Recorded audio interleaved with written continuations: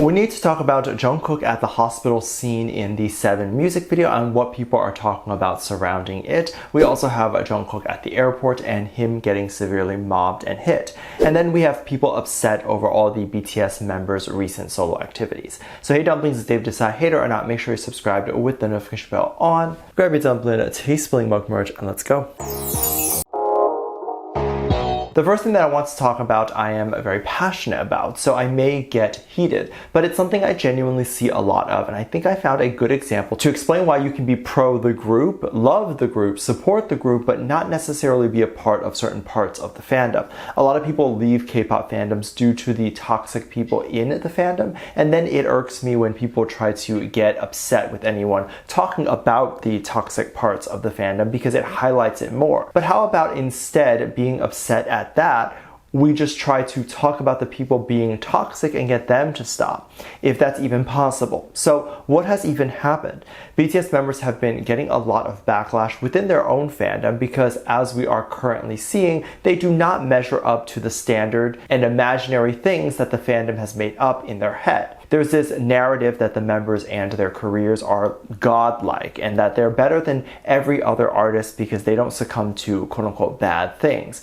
Bad things meaning things like cursing more, getting tattoos, or being shirtless more. Meanwhile, these were all things that the members normally did because they are human and they have always had this interest, but were never allowed to express it due to the fear of backlash. And so each individual member would try to hide their individuality for the sake of the group. But now that they're solo, they can lean into who they are, which disappoints this subculture of the fandom. RM was on a live stream not too long ago and read a comment that said, "You guys have changed," and implying that they don't like the changes. Of course, RM then took that comment to be like, "I'm not going to read the comments anymore because how do you explain I'm being my true self now? How have I changed? I've always been like this at heart." And then, of course, how does a celebrity compete with this imaginary category and vision that this subculture of the fandom had of them? That the BTS members themselves have no idea what that vision even is. Each small section of the fandom has like these little meetings and video calls without BTS to determine what they think BTS is like and then lean into that fantasy so much that when the members aren't that way, they start to write things on a live stream chat like "you've changed," or they decide that BTS is not the same and they don't want to be fans of the group anymore. And honestly, good riddance to those people. But there was this conversation going around recently where people believe that Jung Kook should report HYBE, and HYBE is really doing Jung Kook and BTS members' reputation really bad. This escalates my irritation with the situation to a whole other level. One comment basically read that HYBE is ruining BTS because BTS has taken pride in the fact that they do not use YouTube ads, radio play, or mass promotion to push their music, says one commenter. This makes no sense on so many levels because on the other side of the fandom, we have people mad that HYBE did not push Jimin in the same way. They're pushing Jung Kook and so forth. So it's odd to see this comment. The second thing I want to say is, when did BTS ever claim they do not want YouTube ads, radio play, or a big promotion? They have talked about how they're proud of ARMYs pushing their music without needing those promotion methods, but they've never said they didn't want them. For the longest time, they also didn't have a budget to do these things given that their label was much smaller when they first started. So unlike, let's say, YG artists who would be able to do this mass push right away due to their bigger budget, clearly Big Hit at the time wouldn't be able to. Radio play was an issue due to their songs being in Korean and also racism. So it's not that they didn't want it on the radio, more just that they're not being on the radio as much. But every artist's goal is to be on the radio. And this is how the industry works. This is so normal in promoting an artist, but it's seen as problematic when BTS does it. I can't even imagine how strange the American labels and producers that are working on Jungkook's promotion are feeling when they see this and realize, what, this is controversial? And not doing these things doesn't help BTS. If BTS doesn't get radio play or anything like that, they will never be considered mainstream. In fact, if you look at the qualifications for winning a Grammy, which they have mentioned at length that they do want, or even being submitted or nominated for a Grammy, the songs need to be commercially sold in the US. And then the second thing is that it needs to be established as a public identity. And the easiest way to do this is through radio play. Songs released on just YouTube to stream or Spotify does not count. BTS has long been very popular and very successful, but has only recently hit the mainstream where there's tons of very casual listeners or people who have heard of them, but not their music, have started to become introduced to BTS. And these casual listeners are what defines if someone is a household name or not. This is how you know an artist is mainstream and not just an artist with a large cult following. So because of this, I don't know when BTS has ever committed to the idea that they did not want radio play.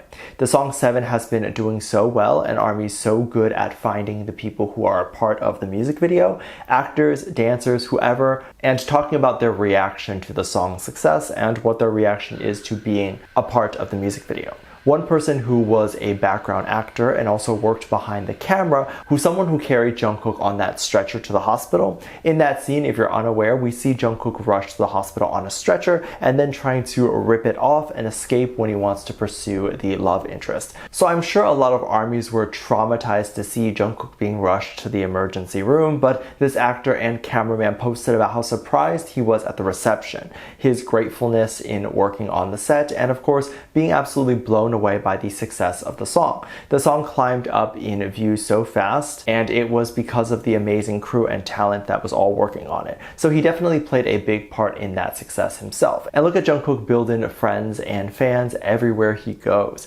Sometimes I definitely think he is getting too popular, and it's a bit scary for his safety. So recently Jungkook came back to Korea and he was at the airport. This situation was fine initially, but I think it got a bit scary. As usual, when an artist comes back and into the limelight a bit more, there will be a lot of hype around everything he does. You'll always see a resurgence of fans, higher numbers, more money right after the release of the song, versus if they're on a break and they're just doing commercials, brand deals, and that stuff. Don't get me wrong, BTS and Jungkook have always had big crowds at airports, but this time with just Jungkook was different. Jungkook initially walked out and waved. This was beautiful. Everything was normal. He then, as he was getting closer to the exit, started getting severely mobbed to the point where the bodyguards were pushing people away, and Jungkook was trying to signal everyone to back up. I don't understand why people do this, because if everyone behaved and kept at their place, the idol could actually hang out a bit longer, and usually would. They would bow, they would greet everyone, it would be a nice moment. But instead, by having you rushing to get near him, he has to leave right away because now he's causing this big commotion. It's a fire hazard, it's many things. So of course Jungkook knows without even needing a word, he just started walking to the car. There was a moment that irked everyone. Some people thought it was a fan, others thought it was a news reporter. I feel like it was a news reporter just because of how close they were to Jungkook. News reporters may typically wear a badge, and they're usually allowed to walk alongside the idol as the reporters are asked to be there. That's the whole point of why Jungkook would even come out, is to get news coverage. So what happened with this reporter? Well, because the commotion was so big and so many people were pushing, the reporter lost control of her arm and her camera and nearly whacked Jungkook's head with the big camcorder. And there's many issues here. If you look at the video, Jungkook looks like he barely had enough room to breathe and was probably uncomfortable, i.e. he could not run in this scenario like maybe he would have wanted to, because if he ran, then the fans would run and someone might get trampled. And so this became a big issue surrounding this idea of safety at the airport. I still don't think it's a terrible or unethical thing to greet the celebrity. What I think is unethical is for the fans to rush to Jungkook. Because if you were there and you were following all the rules that the fandom sets up, being polite and not wanting to chase the idol, you had no intention of doing that. Once someone else does chase Jungkook and then 50 others chase Jungkook, it only makes the people who had no intention of chasing Jungkook feel like they have to do it, because they waited for hours to see Jungkook, and if they didn't chase Jungkook, the crowd would cover him and it would make the whole wait for nothing. Then reporters have to now chase Jungkook because they're there to do a job, and their job has a lot of money on the line, and they need to get a good shot of Jungkook. So now everyone is chasing Jungkook, even the people who don't want to. Like, the reporters don't want to do that. In most airports videos, we see the reporters are at a distance and snapping photos. But when they can't get a photo at a distance because of a crowd, what do you think they have to do? We definitely need more precautions for this, and I don't have answers, but I hope we will soon. Let me know what you think. Make sure you check out my Patreon for more videos. Link down below. Thanks for this lovely comment right here. Love you. Bye.